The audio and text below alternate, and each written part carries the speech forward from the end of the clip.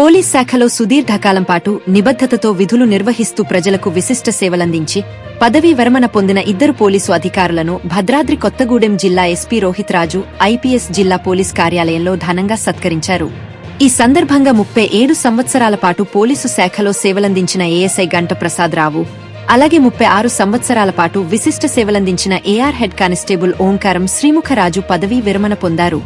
వీరికి జిల్లా ఎస్పీ శాలువాలు కప్పి పూలమాలలు వేసి ఘనంగా సన్మానించి ప్రశంసా పత్రాలు అందజేశారు.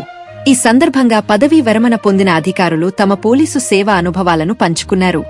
వారి కుటుంబ సభ్యులు కూడా తమ ఆనందాన్ని వ్యక్తం చేశారు.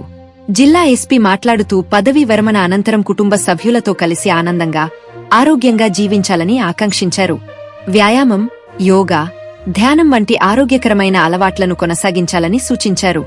పదవీ విరమణ పొందిన అధికారులు, సిబ్బందికి ఎలాంటి సమస్యలు ఎదురైనా జిల్లా పోలీసు శాఖ ఎల్లప్పుడూ అండగా ఉంటుందని, ప్రభుత్వం నుంచి రావాల్సిన పదవీ విరమణ ప్రయోజనాలు సకాలంలో అందేలా సంబంధిత అధికారులు చర్యలు తీసుకోవాలని ఆదేశించారు.